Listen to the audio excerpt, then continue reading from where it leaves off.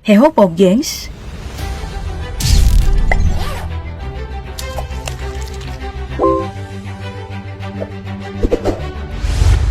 Pada awal tahun 2022 ini, dunia balik lagi khawatir dengan isu Perang Dunia Ketiga akibat situasi Rusia dan Ukraina yang terus memanas.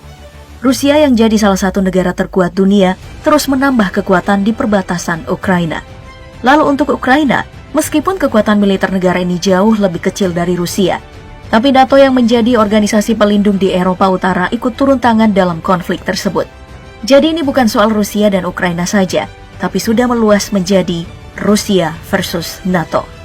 Nah hari ini, DP versus Daftar Populer bakal coba untuk membandingkan kekuatan militer Rusia dan juga NATO. Kira-kira siapa yang paling kuat?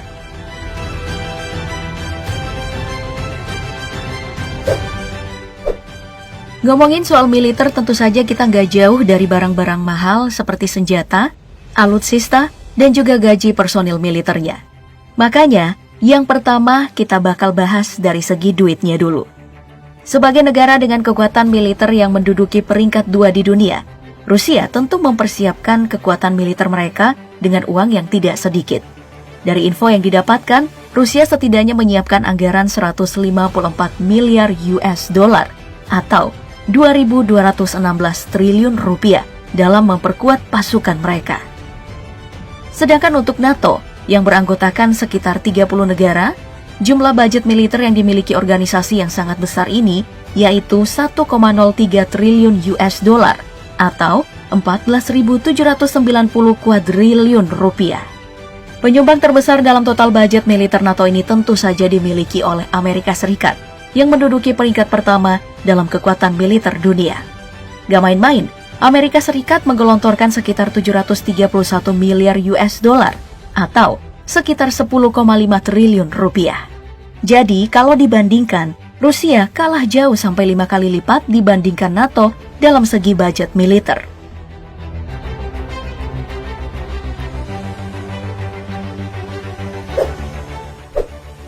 Setelah budget, ayo kita pindah ke jumlah personil militer yang dimiliki oleh kedua belah pihak. Jumlah personil militer memang menjadi sangat penting karena jadi dasar kekuatan yang nantinya ikut serta dalam aktivitas militer apapun. Untuk perbandingannya, Rusia memiliki personil militer aktif sebanyak 1.013.000 personil. Sedangkan untuk NATO, personil militer aktif mereka sekitar 3.657.000 personil. Selain itu, di bangku cadangan masing-masing pihak, Rusia memiliki 2 juta personil dan NATO memiliki sekitar 2.103.000 personil. Jika dijumlahkan, Rusia memiliki nilai tempur 3.013.000 personil dan NATO memiliki 5.760.000 personil. Kekalahan jumlah dari Rusia ini semakin diperburuk jika kita ikut membicarakan masalah populasi dari kedua belah pihak. Rusia hanya memiliki populasi sekitar 146 juta jiwa, sedangkan NATO berjumlah 446 juta jiwa. Nah, dari data ini bisa kita lihat kalau sekali lagi Rusia kalah telak dalam segi jumlah personil militer ketimbang NATO.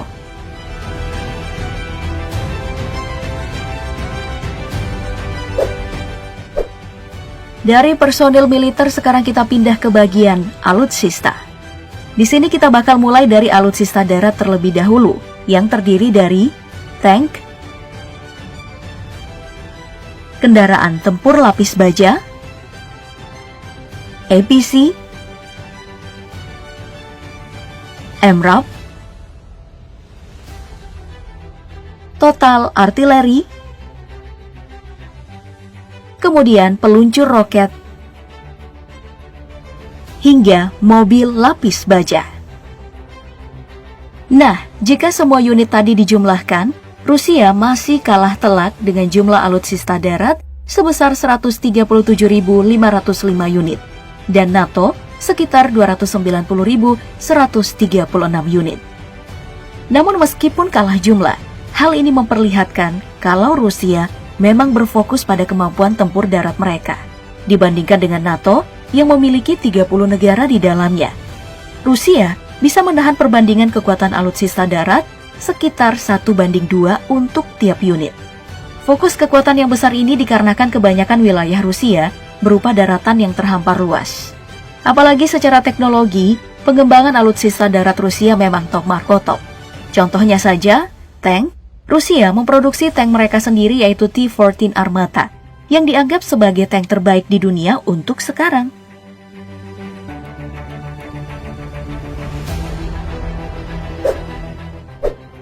Berikutnya kita pindah ke alutsista udara dari masing-masing pihak.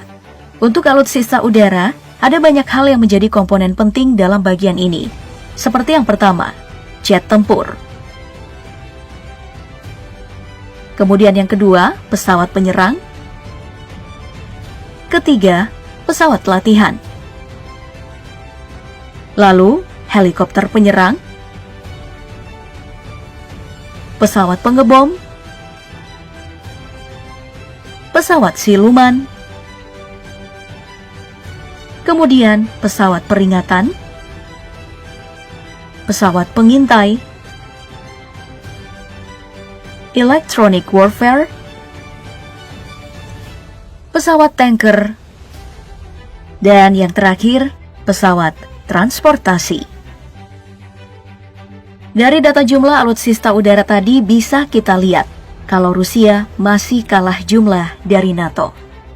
Jika dihitung dengan baik, jumlah alutsista udara Rusia hanya 4.275 unit, sedangkan NATO memiliki jumlah alutsista udara yang mencapai 16.845 unit. Perbedaan yang jauh ini diakibatkan oleh, sekali lagi, jumlah negara NATO yang mencapai 30 negara dengan perbatasan yang cukup jauh. Jadi, untuk melakukan bantuan, tentu penggunaan alutsista udara lebih efektif. Selain dari jumlah, perangkat alutsista udara dari NATO juga terkenal mematikan. Contohnya, seperti pesawat tempur The Eurofighter Typhoon yang merupakan kolaborasi antara Inggris, Jerman, Italia, dan juga Spanyol, yang dianggap sebagai pesawat tempur paling mutakhir di abad 21.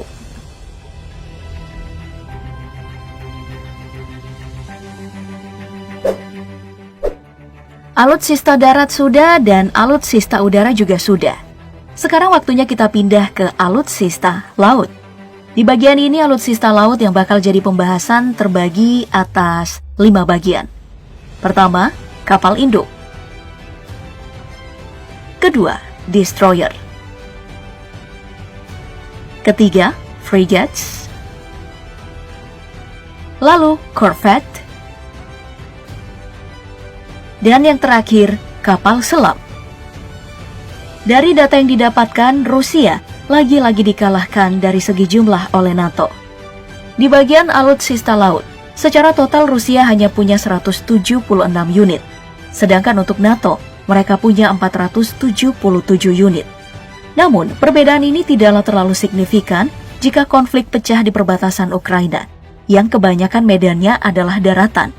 Jadi, kekuatan tempur laut bisa saja tidak terlalu diperhitungkan oleh Rusia.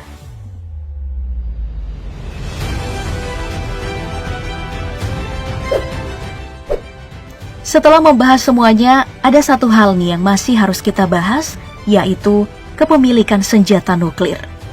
Bagaimana tidak, hal yang satu ini bisa saja menjadi pemain kunci dalam sebuah konflik militer modern. Dari data yang didapatkan, Rusia sepertinya menang untuk poin kali ini, karena memiliki total senjata hulu ledak nuklir sekitar 16.000 unit. Sedangkan NATO hanya memiliki 10.510 yang digabungkan dari 30 negara yang jadi member dari NATO. Nah, jika skenario buruk penggunaan nuklir ini terjadi, jangankan daratan Eropa, kita yang di Asia Tenggara saja tentu mengalami dampak berkepanjangan dari perang nuklir ini. Makanya, banyak ahli yang berspekulasi kalau konflik Rusia-Ukraina akan mereda dalam waktu yang dekat. Nah, dari semua hal yang telah kita bahas tadi, bisa kita lihat kalau secara jumlah Rusia memang dikalahkan oleh NATO. Namun, hal ini belum tentu membuat Rusia kalah telak. Karena NATO yang memiliki 30 negara sebagai member memiliki kepentingan berbeda-beda dan tidak selamanya bisa full power membela dalam suatu konflik. Hal ini berbeda dengan Rusia yang dipimpin oleh seorang diktator, di mana suaranya didengar oleh seluruh pasukan. Jadi bisa mengefisiensikan gerakan dalam suatu konflik militer. Sekarang bagaimana menurut kamu tentang konflik kedua negara ini? Silakan berpendapat di kolom komentar dan sampai jumpa di video berikutnya.